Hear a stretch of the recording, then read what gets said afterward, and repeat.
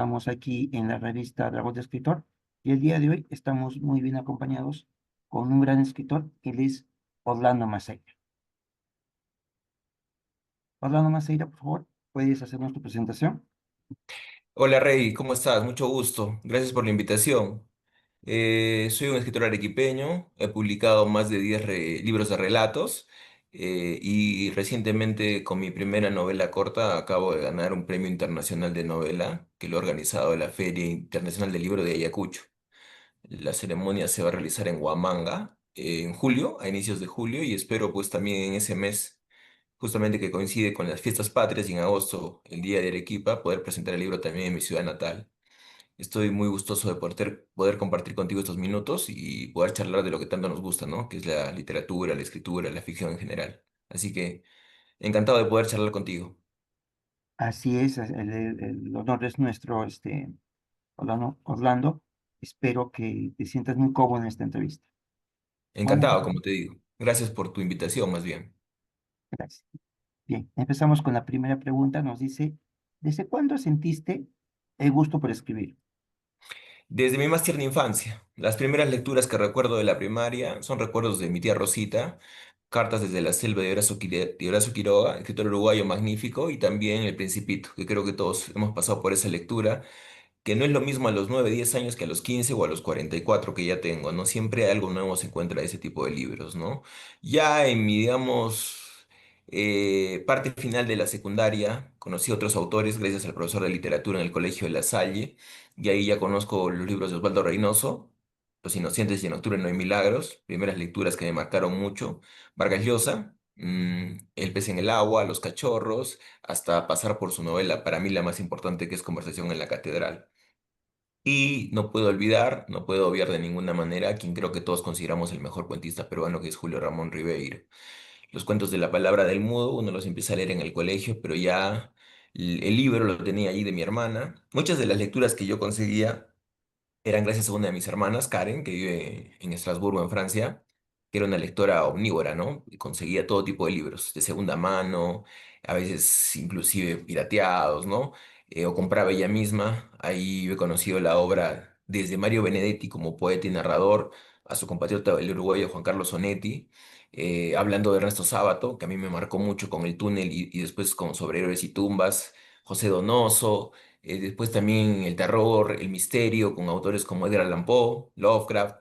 Y en mi estilo, que es la narrativa breve, me marcó muchísimo lo que es el relato breve, digamos, o los narradores minimalistas norteamericanos como un Raymond Carver, el estilo seco directo de Hemingway. Me gusta también otro tipo de autores como John Cheever, que tiene cuentos extensos pero brillantes. Y también, por ejemplo, Henry Miller, ¿no? Con los trópicos. Entonces, consumí ya mucha literatura de diversas partes del mundo cuando ya estaba finalizando la secundaria y empezando mis estudios universitarios, ¿no? A mí la familia me presionó para que estudie ingeniería de sistemas, que era la carrera del momento, a fines de los años 90, y dejando de lado mi pasión, que yo ingresé a San Agustín a Ciencias de la Comunicación. Yo siempre sabía que lo miro en las letras, pero lo hice a un lado por, digamos, por el entorno familiar, que tú sabes que es muy aplastante muchas veces, ¿no? Que te dicen que tienes que estudiar una carrera que tenga demanda laboral, ¿no?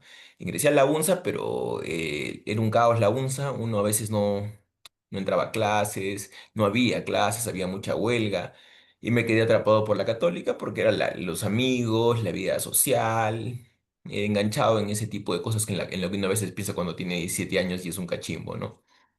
Y bueno. Luego termino ingeniería, pero siento en el fondo de las entrañas que lo que yo quiero es contar historias, ¿no?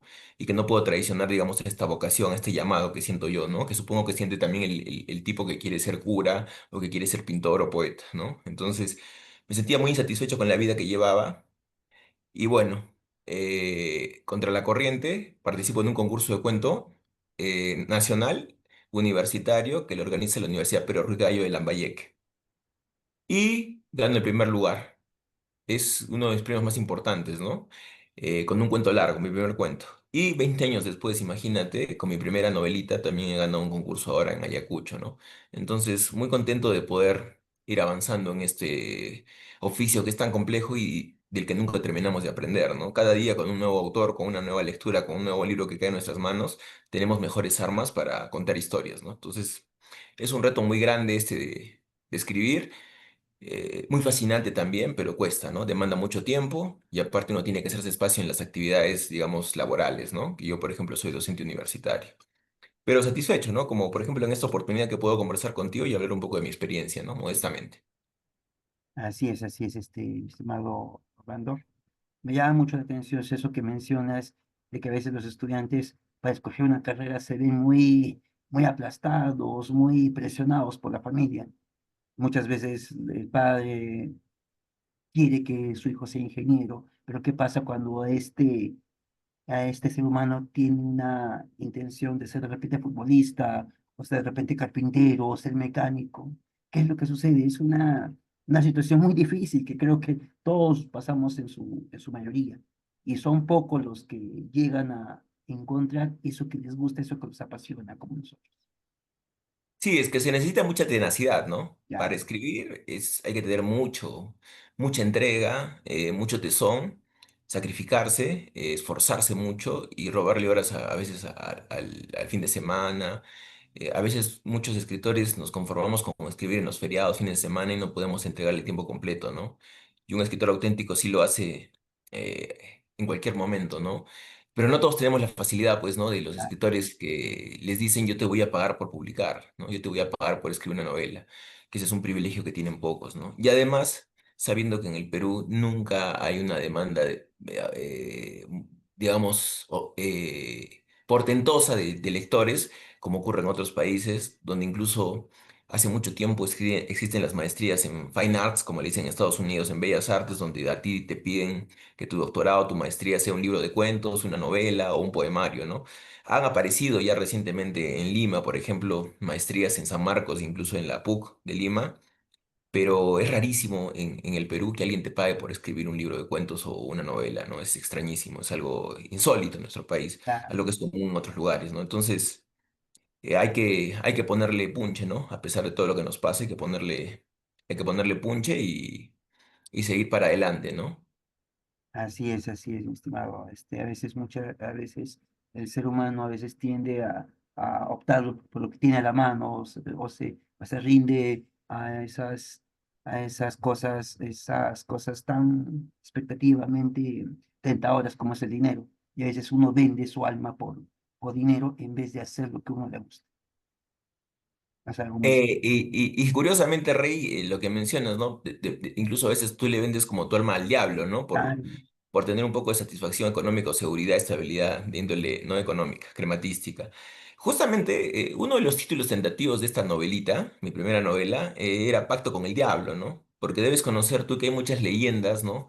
Si quieres, les llamamos leyendas urbanas, donde se menciona que hay escritores, no solamente escritores, artistas en general que pactan con el diablo. Esto no es nada original.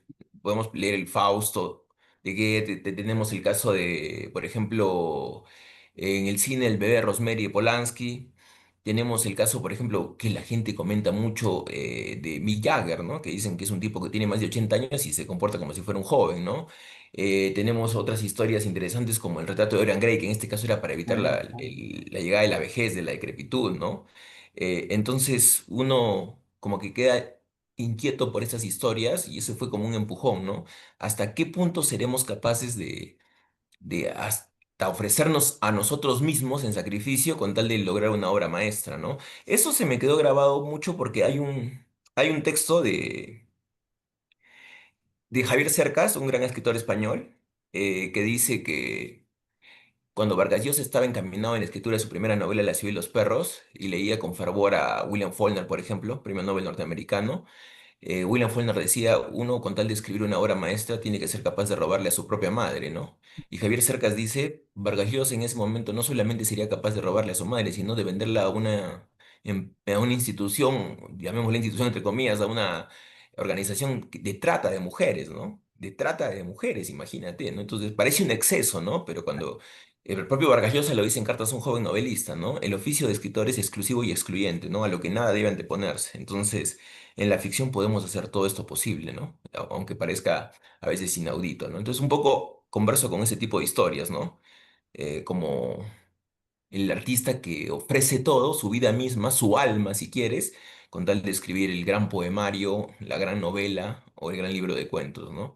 Entonces, escapo un poquito de lo tradicional en mí. Lo tradicional en mí, como comprenderás, es el realismo, y si quieres, el realismo urbano, ¿no? Un joven clase mediero que casi siempre mi alter ego tiene mi mismo nombre, mi mismo apellido, que uno cree que es autobiográfico, pero no. Yo siempre le añado esa parte ficcional que se separa de la realidad. En esta novela indago un poquito más en la narrativa fantástica, si quieres, donde esté el horror, los muertos, el espanto, si quieres, que es un reto para mí. No sé qué tan bien estará, pero bueno, valió la pena, yo creo, el intento, ¿no? La lucha. Con este premio que digamos, el estímulo económico no es extraordinario, ¿no? El premio es de, imagínate, $1,111, 1111. Es una cifra modesta, pero también te da la posibilidad de ir a Huamanga, que te publiquen el libro, que es lo que uno siempre sueña, más allá del dinero, tener lectores, y que también me dan a mí 111 ejemplares. Me he ganado, redondeando $1,000, tengo la edición de mi libro y me van a dar 111 ejemplares que obviamente los voy a traer, espero, a Arequipa pronto en julio, para también poder compartir con los lectores de mi ciudad natal. Entonces, también recuerdo, ¿no? Es preciso recordar, necesario recordar, y que subrayarlo esto. Nosotros decimos que el premio me lo gané yo porque soy el mejor. No, no soy el mejor. Vargas Llosa lo dice, un premio Nobel lo dice, ¿no? A veces los premios escapan tenazmente de los mejores y persiguen y asedian a quienes menos se lo merecen, ¿no? Entonces han sido 66 novelas de distintas partes del Perú y también del extranjero. El finalista ha sido uruguayo. No creo que la mía haya sido la mejor. El azar, los jurados le han visto algún mérito literario, cosa que me alegra sobremanera, por supuesto, no lo voy a fingir, ¿no? A quién no le gusta ganar Claro. un premio? Pero bueno, hay que seguir luchando, Rey, ¿no? Ya hay vuelta de página y como tú sabes, ¿no? Parece un lugar común, pero es típico. ¿Cuál es su mejor libro? El que quiero escribir, el que viene. Y uno siempre quiere que la mejor obra sea la que está en la cabeza, no la que ya publicaste o la que ya ganaste un premio, ¿no? Sea este pequeño o grande. La mejor obra es la que uno quiere escribir. Y bueno, es lo que yo deseo, ¿no? Así es, mi estimado, hablando. Muy sabias las palabras que dices y a veces, como tú lo mencionas, el camino del escritor es bastante duro, bastante largo, pero solamente nos queda perseverar. Perseverar y algún día, no sé, de repente, eh, si la suerte nos acompaña, poder alcanzar una parte de ese sueño tan inalcanzable que tenemos nosotros. Por supuesto, de acuerdo contigo. Muy bien. ¿Crees que todo el mundo puede llegar a escribir o hay que nacer con ese don? Eh, Digamos que me siento por dos miradas. A veces hay una mirada romántica, ¿no? Que eres un elegido de los dioses o de Dios, si quieres, ¿no? Que es algo predestinado. Yo cuando hablo de esto con mis estudiantes, que a veces hago talleres de escritura creativa, lo siento en dos miradas. Una que puede ser predestinado, que tienes un don genético, que sabes contar historias genéticamente, ¿no? Digamos, haciendo una analogía con el fútbol. Claro. Parece que Messi, el gran futbolista argentino Lionel Messi, campeón del mundo, ha nacido con ese gen, con esa facilidad para jugar a la pelota, que la tiene, parece amarrada al pie izquierdo. Y Cristiano Ronaldo parece que no era muy bueno, pero el sacrificio, el tesón, la dedicación, el cuidarse mucho, ¿no? La práctica, el hábito, no hacia el monje, sino la práctica, la práctica, la práctica. Igual yo creo que en la escritura, ¿no? Entonces, del sacrificio, del esfuerzo, del tesón, perdón, puede salir una gran obra, ¿no? Entonces, hay gente que tiene el talento, que nace con un talento especial, pero puede ser como la parábola de los talentos, Rey. Si oculto mi talento y lo entierro para que no se me pierdan, lo voy a desperdiciar, ¿no? Y recuerdo una película muy bonita de Robert De Niro, Un cuento del Bronx se llama, que el padre, que es un cobrador Sí.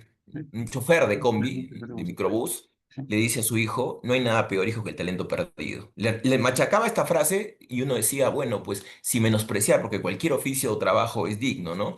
Pero si el papá le machaca tanto y es un chofer de microbuses, porque no ha cumplido su sueño, ¿no? Entonces el padre le machaca al hijo: no hay peor que el talento, no hay nada peor que el talento perdido. Entonces yo tengo un escaso talento seguramente, y bueno, le estoy tratando de sacar el jugo, ¿no? Entonces hay casos de sí, ¿no? Por ejemplo, en la poesía, un joven que tiene 17 18 años, un jovenzuelo, digámosle, sin ser desdeñoso, Rimbaud, y jovencísimo, escribe poemas extraordinarios, ¿no?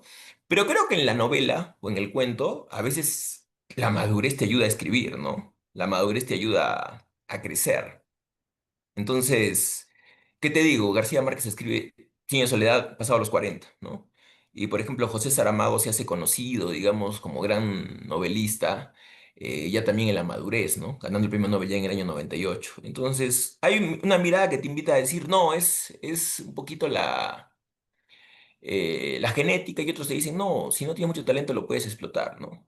Yo no creo que un taller te enseñe a escribir, por ejemplo, ¿no? Un taller literario no te va a enseñar a escribir, pero te va a dar pautas, tips, consejos para sentirte más acompañado. Porque a veces uno dice, yo quiero ser escritor en Arequipa, soy un bicho raro, no encajo en la sociedad. Cuando uno participa en un taller o en un círculo de escritores, ¿no? Que se juntan los fines de semana para hablar de sus textos, como que sientes un poquito menos la soledad, ¿no? No te sientes tan anómalo en un mundo que desprecia a los narradores, poetas, cuentistas, ¿no?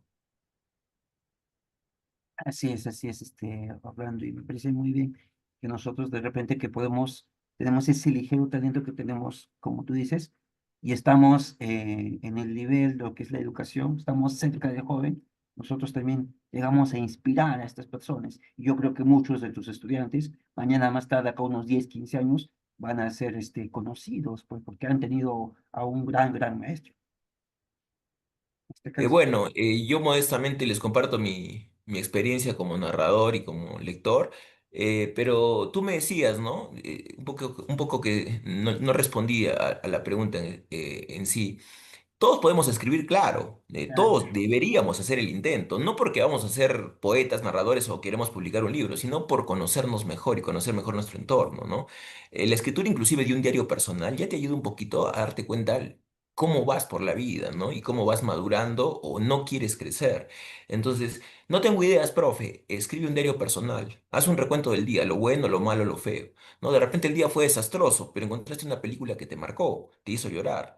De repente pasaste un día muy intenso con tus amigos, ¿no? ¿Qué fue lo malo y lo bueno? Entonces, hacer un recuento cotidiano, en la noche o por la mañana, pero escribir, ¿no? Escribir que es para cualquiera, ¿no? Entonces, no es que yo no quiero ser novelista, profe, no me haga leer tanto, no, no es porque vayas a ser novelista, ¿no? Cursos de comunicación, cursos de humanidades, de formación general, son los que nos vinculan a todos, ¿no? La literatura es lo que permite que no vivamos en guetos y que un estudiante de derecho y uno de ingeniería de software con uno de arquitectura puedan tener un vínculo irrompible, porque estamos hablando de un poema de César Vallejo que emociona no solamente a un estudiante de literatura, o un cuento de Edgar Allan Poe como El corazón del ator, que te atraviesa el corazón y te deja sobresaltado con el desenlace, y no interesa si tú eres, pues, estudiante de psicología, o de derecho, o de ingeniería ambiental, ¿no? La literatura rompe este tipo de fronteras, ¿no? Entonces, eso es lo que hay que resaltar, ¿no? No es para solamente los literatos o escritores, la literatura es para todos, ¿no? Eh, Me acuerdo mucho de este escritor mexicano, Jorge Volpi, si no me equivoco el nombre. Sí, Volpi dice que la ficción es una herramienta evolutiva, ¿no? No es una prueba de nuestra humanidad, sino que si no fuera por la ficción, no hubiéramos evolucionado, ¿no? Remontándonos a esos tiempos antiquísimos donde estábamos en las cavernas y había un narrador de historias, todos alrededor del fuego, la típica imagen del narrador de historias primigenio, y nos tratábamos de evadir una tormenta o de un día extraño o de la noche, el terror de la noche a los animales, digamos, en los tiempos pretéritos, ¿no? Entonces, cualquiera lo debería hacer, yo creo, ¿no? Pero no todos se atreven. Y eso es lo que a mí me da un poco de sazón, ¿no? Porque yo invito a todos. Yo no soy un profesor en talleres que te disuade, ¿no? Que te digo, te falta, no lo hagas. No, yo soy el que motiva, ¿no? Más allá de los resultados. Y creo que eso es importante, motivar a todos a que escribamos. No todos queremos llegar a una obra maestra, ¿no? ¿A quién no le gustaría escribir como sí. Kafka, Metamorfosis, ¿no? El proceso. ¿A quién no le gustaría escribir como El amor en los tiempos del cólera de García Márquez? O La peste, mejor todavía El extranjero, de Camus. Pero si yo escribo para mí mismo, para mí misma, y está bien también, ¿no? Es parte de... Y aparte, la escritura te ayuda a mejorar en todos los ámbitos, ¿no? No importa a qué te dediques, una buena redacción habla muy bien de ti, es una buena carta de presentación. Entonces, Los beneficios son un sinnúmero, muchísimos. Más bien, cuando uno ve un muro de Facebook, ve un diálogo en WhatsApp, se da cuenta quién lamentablemente, digamos, es indigente en lecturas y en redacción, ¿no? Y eso es porque obviamente nos ha jalado, porque yo me incluyo mucho lo del TikTok, Claro, Facebook y el Instagram, ¿no? Que nos quita mucho tiempo. Te hablo empezando por mí, ¿no? Entonces yo les digo a los chicos que esto es un gran problema porque es la nueva droga, ¿no? La droga de estos tiempos de los jóvenes es el celular, ¿no? Y nosotros también lo hemos adquirido, digamos, de una manera tardía porque nos hemos hecho, hemos agarrado esto ya un poco grandecitos, digámosle, pero también, ¿no? Nos quita mucho tiempo, ¿no? Entonces... Yo creo que el gran competidor de los libros es los medios digitales, ¿no? El internet, el celular y también, obviamente, las herramientas o, digamos, dispositivos páginas o servicios que te dan ficción audiovisual, ¿no? Como decía Negri, este mundo es el de la videocracia, donde los chicos quieren ver películas, videos en YouTube, series en Netflix, Max u otra plataforma porque ya quieren tener la imagen allí, ¿no? A los chicos ahora les cuesta un poquito más convertir las palabras en imágenes, ¿no? Como nos pasaba a nosotros de la manera más normal del mundo, ¿no? Te pongo el ejemplo que también le pone el premio Nobel turco Pamuk. Cuando yo era chico, el fútbol profesional no se transmitía por señal abierta. Entonces, claro, cuando Melgar jugaba de visitante, por ejemplo, yo no lo podía ver. Y el narrador de RPP, que era la radio que siempre transmitía los partidos, te decía, ¿no? A través de la señal, es una especie de corner corto, ¿no? La firma contra la grama, decía. Tiene el balón, lo firma contra la grama, se alista para hacer el disparo, ¿no? Le pega con tres dedos y tú te imaginabas el césped de juego, el estadio visitante, el club Melgar, que era mi equipo o es mi equipo, actualmente siempre lo va a ser y te imaginabas el partido en tu cabeza. Ahora no, ahora todo el mundo lo quiere ver en vivo, ¿no? Si escuchas por radio te dicen, no, qué feo, no, no, no lo puedo disfrutar. Yo lo disfrutaba de niño, ¿no? Y me lo imaginaba. Eso también era una invitación a la ficción, a la imaginación. Ahora ya no, es más difícil que el muchacho se deje llevar, por lo general, ¿no? Por lo general. Entonces, con eso también hay que lidiar. Y, por ejemplo, yo como docente puedo ser muy tajante en ese sentido, ¿no? Yo les pido que al menos durante la clase no interactuemos con el celular. Y por ejemplo, yo soy muy cargoso en el sentido de que cualquier trabajo se tiene que redactar en el aula misma, porque tú sabes que ahora con las ya con tecnologías, la con mitología. el chat GPT, con la IA, tú dices un cuento fantástico de 500 páginas con un final abierto. Una temática de un joven universitario que no sabe qué carrera elegir. La IA te genera un cuento que un muchacho se queda deslumbrado y dice, bueno, lo acomodo un poquito más y hasta lo presento en un taller o en un curso de universidad. Entonces yo trato de evitar eso buscando que el chico se estimule en el salón de clases, ¿no? Le pongo una imagen de un cuadro famoso, puede ser un cuadro de Vincent Van Gogh, o por ejemplo, algo que me estimuló mucho para escribir el libro que me han premiado, ¿no? El Jardín de las Delicias del Bosco. Le muestro la imagen, lo dejo frío con la imagen del Bosco porque muchos de los chicos cachimbos no lo conocen, y les digo, vean el cuadro. En base al cuadro, creen un relato, una hoja en blanco y un lápiz o lapicero nada más. Entonces, ellos tienen que estimular a su Claro, imaginación, tienen que decir, oye, van a hacer la historia. Nada de celulares, nada de tecnología. Insisto, como en mis tiempos, ¿no? Que se ha perdido mucho. Cuando llegaba el Día de la Bandera, saquen una hoja en blanco, una composición por el Día de la Bandera. La semana del Día de la Madre, una composición por el Día de la Madre o por el Día del Padre, ¿no? Entonces, eso de las composiciones, que no te olvides que en nuestros tiempos era todo a mano, claro. no Ujú. había nada de la tecnología, hay que recuperarla, ¿no? Hay cosas que no han quedado desfasadas. El lapicero y el lápiz es suficiente con un hoja en blanco para que el chico imagine. Si tú lo sabes invitar o entregarse a la ficción. En mi caso, yo soy bastante en eso, digamos, eh, cargoso para que los chicos se olviden de trabajos en Word o escribir en computadora, ¿no? Para que de verdad me demuestren que se están esforzando.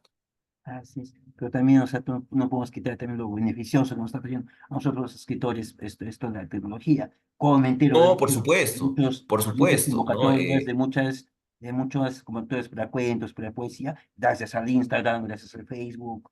gracias al TikTok. Y he podido participar y he salido también como resaltante también eso gracias a la tecnología, cosa que no Sí, tenía Vargas Llosa, cosa que no tenía otros autores, pues. Nosotros, claro, sí, la IA, por ejemplo, podría seguir escribiendo novelas al estilo de Vargas Llosa o de García sí, Márquez. Eso es, digamos, lo llamativo, ¿no? Pero a mí, digamos, claro, la IA también tiene cosas muy positivas, ¿no? No lo vamos a negar, tiene pros y contras. O sea, todo depende de las manos en las que pongas la ah, tecnología, ¿no? Pero ¿qué pasa? Yo creo que la IA, como yo soy un escritor muy pesimista y veo lo malo sobre todo para escribir, ah, la IA nos sirve mucho para imaginarnos distopías, como la inteligencia artificial puedes terminar destruyendo al hombre, ¿no? Entonces, hay chicos que trabajan con una IA que es la voz de una chica, que yo pensaba, esto está muy loco, ¿no? Her, la película donde Joaquín Phoenix se enamora de su celular. Tú decías que ah, eso es improbable, no. Ya es una realidad. El chico le habla a la IA le habla con voz de mujer y dice, me da mejores consejos que mi psicóloga, me da mejores consejos que mi psiquiatra, me da mejores consejos que mis padres o que mis mejores amigos. O sea, la IA ya ha ocupado un lugar, digamos, trascendental, ¿no? Central, digamos, para ser más preciso, en la vida de los jóvenes, ¿no? Entonces, ¿hasta qué punto esto nos puede deshumanizar? Porque tú sabes que la interacción humana es lo que nos enriquece, ¿no? La interacción humana es la que nos hace humanos, valga la redundancia, la que nos hace, somos seres sociales por naturaleza. La misantropía nos aleja de nuestra humanidad de alguna manera, ¿no? Cuando a veces el escritor siempre es un replegado, alguien que se aleja un poco porque quiere estar en la intimidad para crear. Pero ¿por qué quiere crear? Porque quiere compartir. Nadie se aleja a la biblioteca o al escritorio o a la oficina a escribir una ficción para quedarse encerrado allí, no. Quiere encerrarse como los escritores corcho que le llamaban, que se alejaban del contacto social cotidiano, para después abrir el corcho y mostrar ese trabajo, esa ah, novela, ese cuento a la sociedad, al mundo en general, ¿no? Entonces, la IA a mí me invita mucho a pensar en futuros distópicos, ¿no? O futuros, digamos, apocalípticos, que eso también hay mucha ficción alrededor, ¿no? Te habrás enterado tú, como todos, el apagón que ocurrió en España y Portugal hace algunas semanas, ¿no?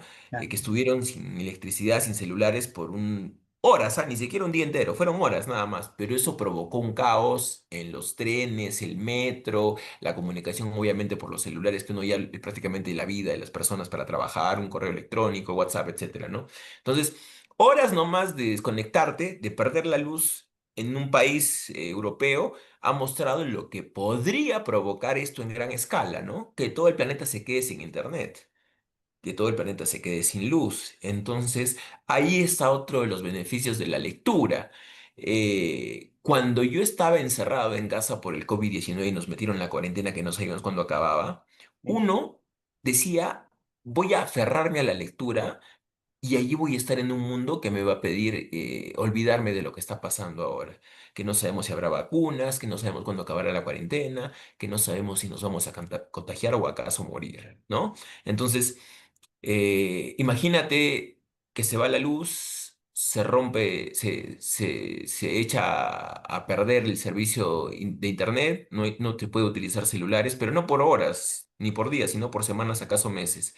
¿Quiénes van a soportar ese futuro anómalo, extraño, peligroso? Aquellos que son buenos lectores, porque un buen lector puede entregarse a la lectura de una novela extensa como Moby Dick, ¿no? O terminar de leer novelas larguísimas, pero hermosas como La Guerra y la Paz de Tolstoy, o un libro que yo todavía no he terminado, ¿no? Porque me parece muy denso, el Ulises de Joyce. Entonces, es una ventaja grandísima la de tú poder ser un gran lector en un mundo donde todo está digitalizado, donde todo es tecnología y de repente puede fallar, ¿no? Nadie quisiera que pase eso, pero puede fallar, ¿no? Entonces tenemos que volver otra vez a la sobremesa, como yo de niño, a contarnos historias o a leernos cuentos, ¿no? Eso, insisto, no se debería perder de ninguna manera, Rey. así es. Muy bien, Orlando, es muy cierto lo que nos dices en cuanto a qué es la literatura y está muy interesante esta conversación que tenemos contigo. Vamos a proseguir. Acá hay una pregunta bastante interesante. ¿Puedes hablarnos un poco más sobre tu novela, El mar que nos espera? Sí, creo que te comenté anteriormente que uno de los títulos era Pacto con el Diablo, ¿no? Y que mencionaba que hay artistas que serían capaces de cualquier cosa con total de lograr la obra maestra.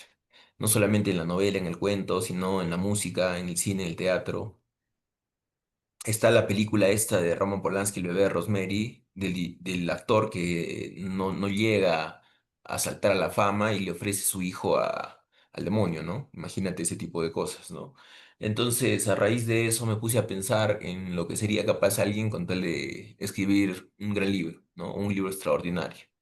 Y obviamente evoco recuerdos, ritos de paso, donde uno empieza a hacerse hombre, ¿no? O ya toma distancia del colegio, de esa segunda casa donde uno se siente muy cobijado, ¿no? A veces el colegio para muchos es la segunda casa, incluso para gente con hogares disfuncionales es como la primera casa, uno se siente protegido, a pesar de que el colegio también tiene espacios de bullying, de violencia y también de, ¿no? De incomodidad.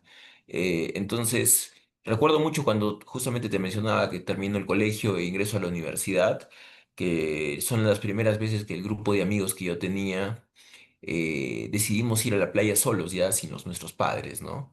Pedirles una propina por haber ingresado a la universidad con 17 años, casi mayores de edad y tener esas primeras experiencias, ¿no? De noche, de exceso y de consumir algunas cosas extrañas, ¿no? Recuerdo mucho que uno de nuestros amigos desde Holanda compró por internet unos hongos psilocibios, creo que se llaman, Ya, y nos dijo, prueben esto que van a ver la vida con mayor claridad, van a encontrar esa epifanía, ¿no? Que a veces necesitamos para darle un sentido a la existencia, ¿no? Nos doró la píldora para que nosotros en una ceremonia nocturna probemos estos hongos, ¿no? Que nosotros no sabíamos que en realidad qué eran. Él nos había dicho que los había traído desde Holanda a través del internet, los había comprado.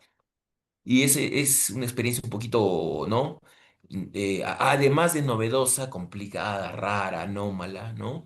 Entonces, a través de esta historia, que tiene obviamente un trasfondo real, está el mundo este alucinado de los fantasmas, los muertos, los aparecidos, y la casa de verano de un amigo que quedaba en las cuevas Camaná, que es un amigo del colegio.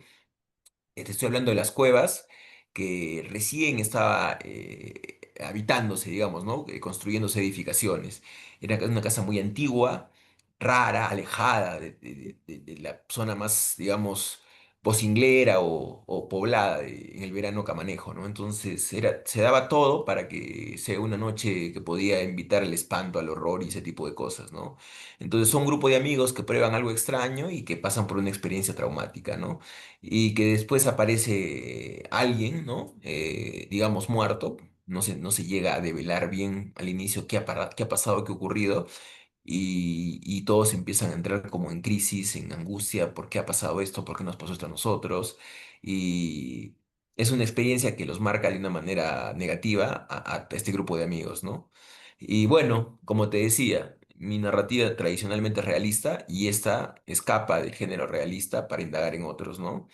Y bueno, eso creo, digamos, que es lo novedoso, además de que sea una novela. Yo estoy acostumbrado a escribir relatos breves, de 800, 1000 palabras, y ahora estoy en una novela que es más demandante, ¿no? Pero es mi estilo porque los capítulos son bastante breves, ¿no? Son como retazos que te van eh, dando por bocaditos, por cucharaditas, poco a poco, la historia mayor, ¿no? Que es esta historia que el mar que nos espera, porque justamente, como te comentaba, hay un rito inicial en el que todos participan, o casi todos, ¿no? Habría que leer la novela para entender un poquito eso. Y ocurre en la playa, en verano, en una noche de luna llena y con el mar de fondo, ¿no? Entonces, de alguna manera, este lugar, las cuevas en Camaná, los marca a todos. Y el mar está esperando por cada uno de ellos, ¿no?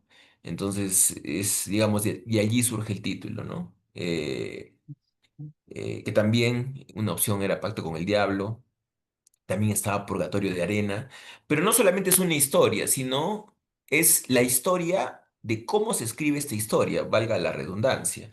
O sea, el tipo tiene un trauma juvenil y quiere exorcizarlo a través de la escritura. Y después de que ha ya. contado la historia de él y de sus amigos, una historia macabra, atroz, termina, digamos, el libro y lo comparte con los primeros lectores que pueden ser tus amigos, ¿no? Tus mejores críticos, ¿no? Un amigo escritor, un amigo que es un lector curioso o entusiasta, y ellos leen en primera mano el mecanuscrito, digámosle, y ellos le dan consejos, tips para que mejore la historia. Entonces, el narrador cuenta esta historia y después se la pasa a sus primeros lectores y ellos le ayudan como a edificar la casa de la novela, ¿no? La casa de la ficción. Entonces, no solamente es una ficción que habla de cómo se escriben ficciones. Es una mirada muy modesta, muy personal, muy mía y que bueno, digamos que ahí está, digamos, el encanto, si cabe el término, de esta nueva novela o esta primera novela, que es la que yo estoy publicando ahora, que me ha premiado la Feria del Libro de Ayacucho y que estoy muy encantado porque yo no conozco Huamanga y va a ser la primera oportunidad que voy a estar allá, ¿no? Y dalo por descontado que apenas tenga algún ejemplar, te lo voy a hacer llegar ahí, con mucho gusto para que tú puedas ojalá disfrutar de la novela y que sientas que la experiencia ya ha valido la pena.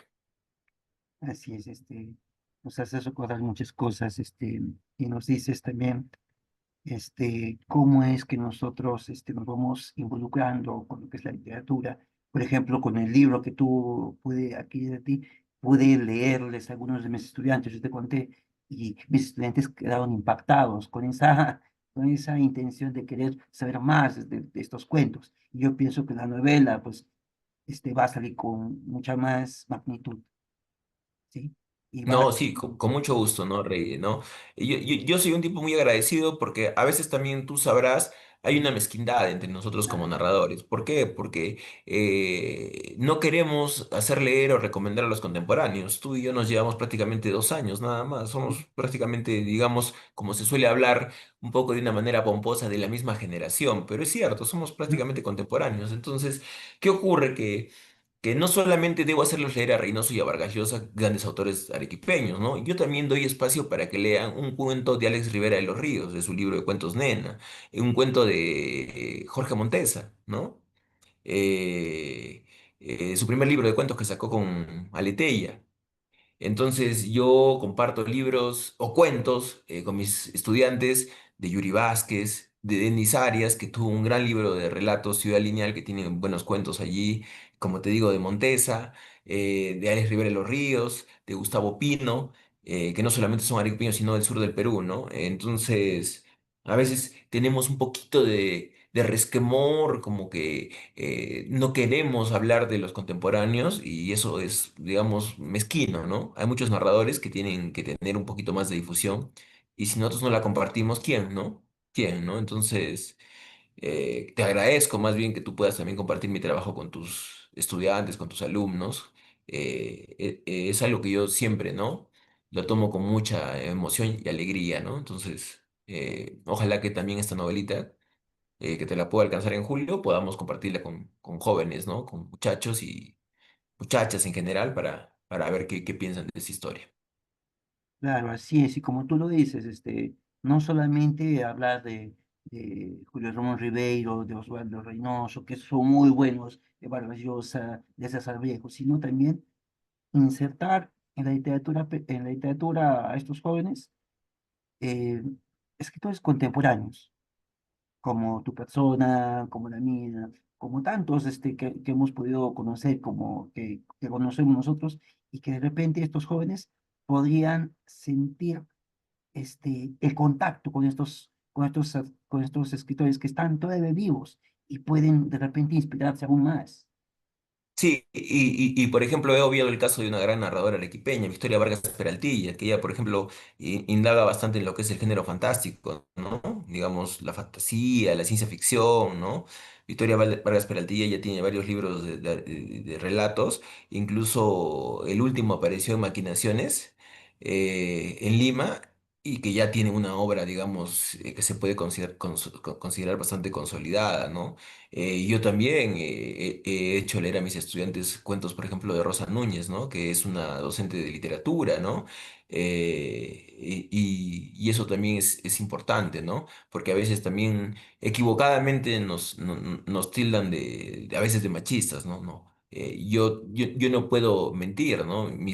La mayoría de mis lecturas, de mis libros, son de autores, ¿no? Pero ¿quién puede negar que él ha quedado maravillado con Clarice Lispector, ¿no? Lucía Berlín.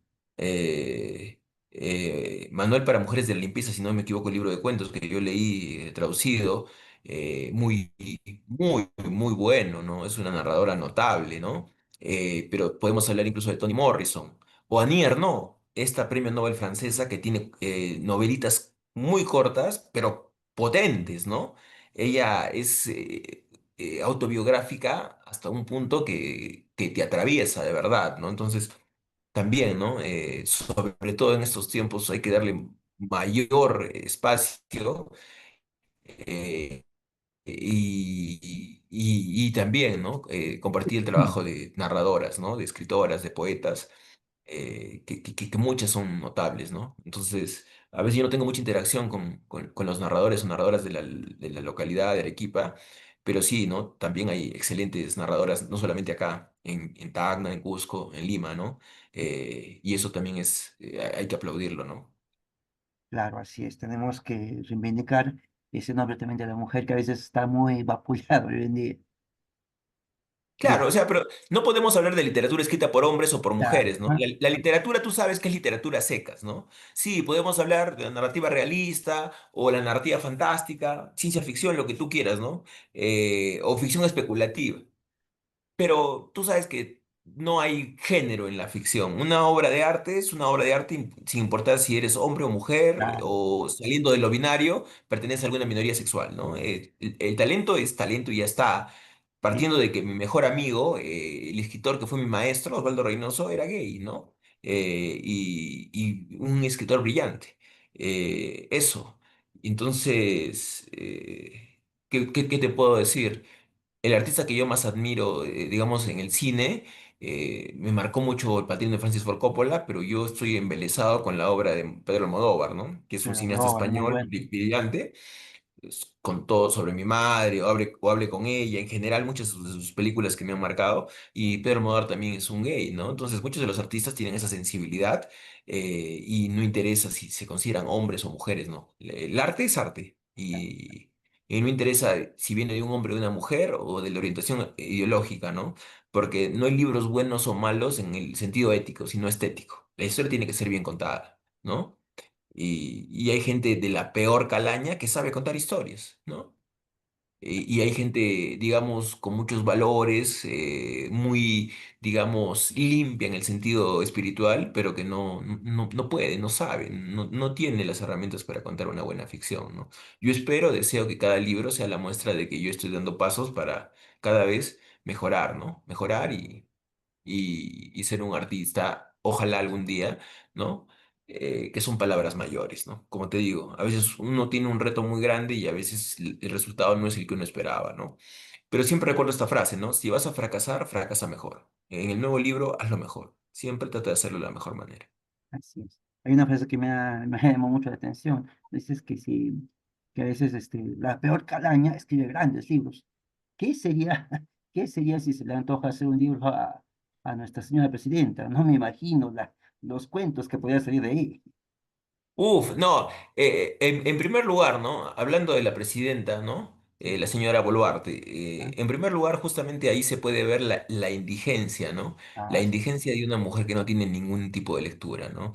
Estamos hablando que es una mujer a la que no le puedes ni entregar el coquito porque no lo va a terminar, ¿no? O sea, estamos hablando de eso, ¿no? Hablo del coquito, los jóvenes, era nuestra lectura, ¿no? La primera lectura con la que nosotros obviamente aprendíamos a leer, ¿no?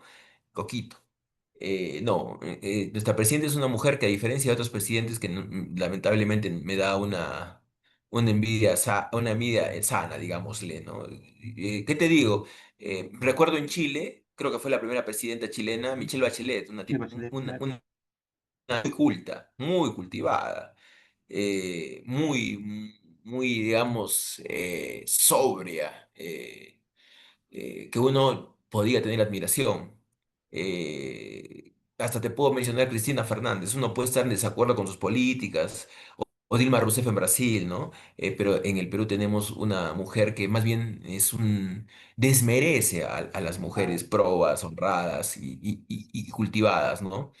No es nada original lo que te digo, ¿no? Hildebrand en su última columna de su semanario ha dicho que ella está de alguna manera haciendo un atentado contra el feminismo, bien entendido, porque ella es la peor muestra de que tenemos mujeres que son machistas, ¿no? Mujeres que están atrapadas en el pasado. Entonces, Ah, esa es la tristeza, ¿no? Tú dices, el Perú no lee, imagínate, vemos a la presidenta. Ojo, no tiene nada que ver con que sea mujer, porque tuvimos también a Pedro Castillo, que era profesor, o es profesor, que está en prisión, y que también, ¿no? Se notaba que sus lecturas eran muy, muy escasas, y se notaba en la forma de expresarse, ¿no? Entonces, yo justamente les digo a los muchachos que a veces lo que nos falta es leer libros para tener una mejor, ¿no? Facilidad para expresarnos, para dejarnos entender. Hay chicos que dicen, profe, yo manejo el tema, pero no sé cómo exponerlo. No sabes cómo exponerlo porque no cultivas las palabras, no aprendes palabras nuevas, ¿no?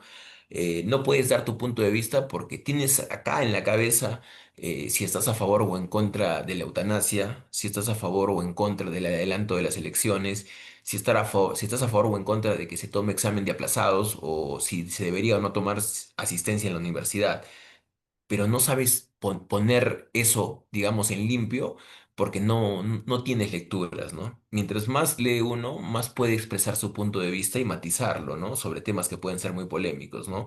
En ese sentido, por ejemplo, ¿no? Dame tres razones por las que la inteligencia artificial es buena para la formación universitaria y dame tres razones por las que es negativa. Haz un contraste, ¿no? Entre lo bueno y lo malo. Y al final saca tu conclusión. ¿Son más las cosas positivas o más las negativas según tú? Entonces a veces chicos dicen, no sé, no puedo, me falta. ¿Por qué? Porque no lees. A medida que lees, enriqueces tu expresión oral, ¿no? Y eso es básico para muchachos, sobre todo que quieren ser comunicadores, periodistas, abogados, que duda cabe.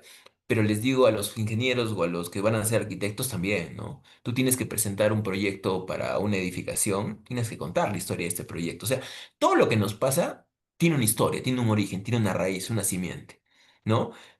Tú quieres poner una empresa para exportar lana o para producir software, tienes que contar cómo se te ocurrió la historia, ¿no? Por ejemplo, yo les digo,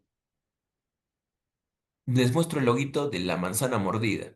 Ah, profe, Apple. Sí, claro. claro, ¿no?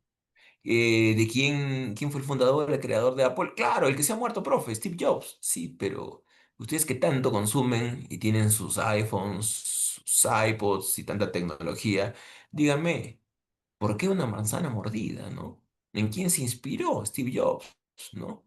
Entonces, poquísimos han averiguado que la manzana mordida es por Alan Turing, ¿no? Que él mismo se envenenó con una manzana para quitarse la vida porque en su época era señalado por ser homosexual. O sea, Ujú, hablando de esto, ¿no? De las minorías sexuales, ¿no? claro. Entonces, hasta una manzana mordida, que es el símbolo, ¿no? De esta marca que ha atravesado todas las fronteras y todos los países, tiene una historia detrás. Entonces, si tú no sabes convencer a los demás de tu sueño, de tu meta, de tu objetivo, fundando una empresa, fundando un banco, fundando un periódico, fundando un fanzine o fundando una editorial. Imagínate una editorial que quiere poner sobre la luz, sobre el tapete, que quiere dar espacio a nuevos narradores arequipeños, ¿no? ¿Por qué se te ocurrió ese nombre de la editorial? Contar una historia que conmueva y que haga a los que participan de este proyecto decir, sí, yo también quiero ser parte de este sueño, ¿no? Entonces, todo tiene que ver con historias. Todo, todo, todo. Nuestro día a día puede ser una buena o mala historia. Una pesadilla o una historia de ensueño, ¿no? Entonces, todo tiene que ver, ¿no? Todo en realidad es narrativa en nuestra vida. Así es, mi estimado Rolando. Para terminar, ¿qué consejo le darías a los jóvenes, a los escritores más jóvenes de hoy en día? Mira, Rey, como te decía, traten un poquito nada más de alejarse de la tecnología, ¿no? Tanto la lectura como la escritura necesitan un espacio para elevación, para entregarse a la ficción. Si podemos desconectarnos del celular, excelente, ¿no? Si nos podemos desconectar del internet para evitar sobre todo los mensajes de WhatsApp, Facebook, cómo nos, digamos, ametrallan las noticias en Facebook, en Instagram, etcétera, etcétera, ¿no? Entonces, yo creo que tiene que haber un espacio para alejarse de esto, ¿no? Pero, insisto, no viendo solo lo malo, también lo positivo. A veces uno no encuentra el significado correcto de una palabra que quiere utilizar y tiene inmediatamente en Google el diccionario de la RAE o el Claro, diccionario panhispánico de dudas allí disponible. En ese sentido sí es recomendable, ¿no? Pero alejarnos de todo lo que nos quita la concentración, ¿no? Insisto, tanto la lectura como la escritura nos tiene que invitar a concentrarnos, a olvidarnos de todo lo demás, de todo lo que ocurre en la calle, en la casa, en las redes sociales. Y eso en estos tiempos donde somos tan, digamos, abrumados por la información que se da a cada instante, no nos podemos concentrar, ¿no? Si no hay concentración, yo creo que no se puede llegar a una auténtica creación, ¿no? Entonces, leer mucho, volver a rescatar eso que parece que está siempre en franca obsolescencia, pero no, sigue resistiendo el libro en físico, ¿no? Yo, por ejemplo, como profesor, a veces tengo que compartir lecturas en PDF, fragmentos de libros o algún cuento breve, ¿no? Lo hago por comodidad de los chicos, que están acostumbrados a leer en el celular inclusive, pero también para evitar un gasto, ¿no? Un libro original en una editorial transnacional no baja de los es mínimo, ¿no? Como tú sabes, Rey. Tú sabes, por la facilidad uno tiene que verlo en PDF.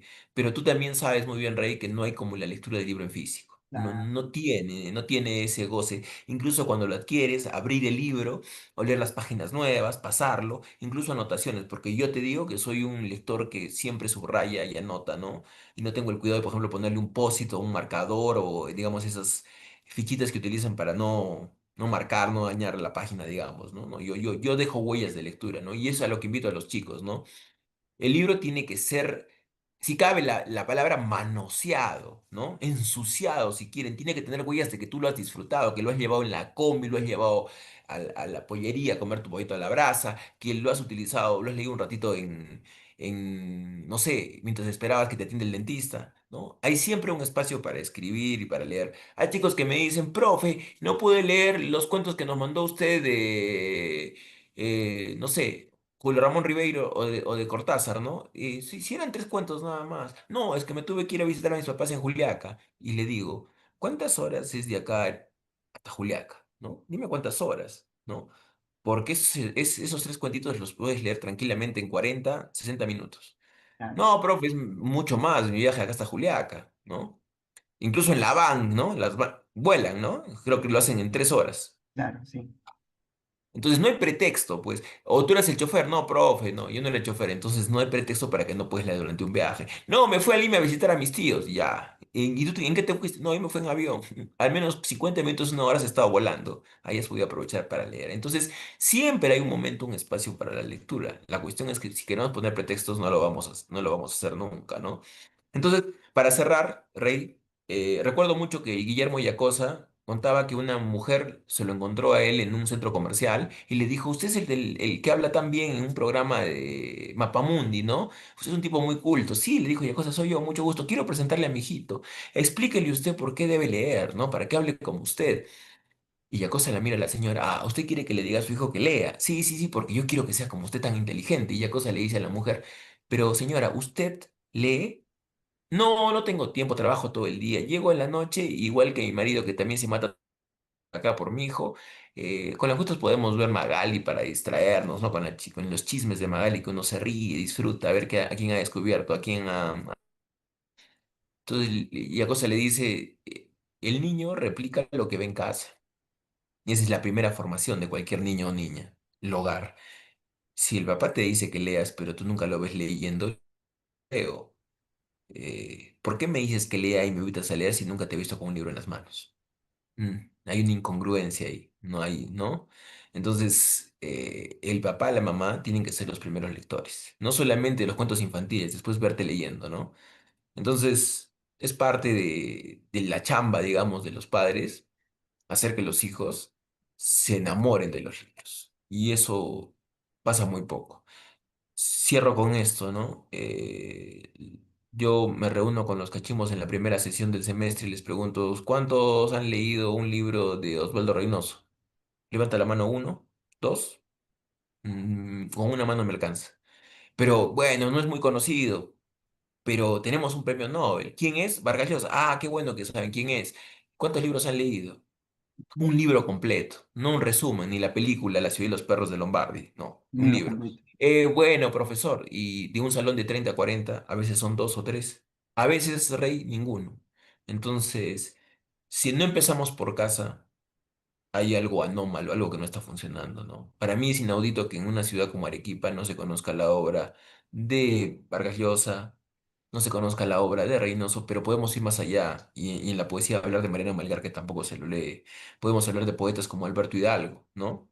Entonces hay que rescatar lo propio, ¿no? Si nosotros no rescatamos nuestra literatura, nuestra narrativa local, nuestra poesía local, ¿quién lo va a hacer, ¿no? Entonces yo me quedo muy pasmado de que los chicos no conozcan a nuestros autores. Entonces, mi chamba, que a veces es chocante para ellos, es que los conozcan, ¿no? Entonces, al menos van a leer un libro de Vargas Llosa, a Ajá. menos uno de Reynoso. Y empiezo con libros breves para que no se abrumen, porque tú les pones La fiesta del chivo o Conversación en la Claro, catedral y se sí, espantan. sí, No, tienes que darles un libro breve.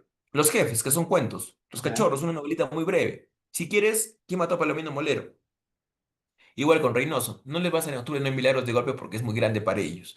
Pero con los inocentes sienten cierta claro, cercanía, porque son historias juveniles, relatos de Collier. claro, Entonces, el consejo que yo doy para cualquier padre o docente, ¿no? Escolar, universitario, es no lo abrumes al chico con un libro extenso porque no va a leer. Osvaldo me decía una cosa muy pedagógica para mí. Me dijo, Orlando, en estos tiempos del internet y la tecnología, creo que lo que los jóvenes quieren son historias más cortas. Me dijo, por eso mis últimos libros son bastante breves. De alguna manera él me dijo que se había acomodado a los tiempos actuales, ¿no? Donde la gente decía no tener tiempo para leer. Me dijo, mira, En busca de la sonrisa encontrada. Después vino Arequipa Lámpara Incandescente, que fue el último que publicó en vida, que es un homenaje a su ciudad natal, ¿no? Y el que publicaron póstumamente, Capricho en Azul. Son libros muy cortos, me dijo Osvaldo, Orlando, me dijo Osvaldo. Ahora los chicos, para dar el primer pasito e ir subiendo las gradas de construir una biblioteca en casa, quieren lecturas cortas. No los abrumemos con clásicos que les van a quitar mucho tiempo. Entonces yo a los chicos les doy textos breves y cuando ya agarro un poquito de cancha ya les puedo alcanzar una novela que les genere más, digamos, más esfuerzo, dedicación, más tiempo, ¿no? Entonces eso es, ¿no? Y empecemos con historias breves y vamos avanzando poco a poco. Te agradezco, Rey, por la invitación. Es un gusto poder conversar contigo y ojalá que haya otra oportunidad cuando en julio ya tengamos mi novelita ya lista, ¿no? Salida de imprenta, que es lo que yo más ansío. así es, Orlando, el gusto ha sido de nosotros poderte hacer esta invitación, no solo por haber ganado el premio, sino por ser esa luz de esperanza que nosotros necesitamos en las escuelas, en este caso en lo que es la Universidad de La Salle. Igual que tú, yo sé que hay muchos docentes que necesitan hacer que sus estudiantes, o padres de familia, que hacer que sus hijos, que sus estudiantes lean. Pues bueno, qué mejores consejos nos puedes dar en este momento para que nosotros podamos continuar con esta semilla que es la literatura. Un abrazo enorme, Orlando, y muchísimas gracias por tu tiempo. A ti un abrazo, cuídate, Rey. Ha Gracias. sido un gusto conversar contigo. Bueno, Buenas noches. buenas noches. Gracias.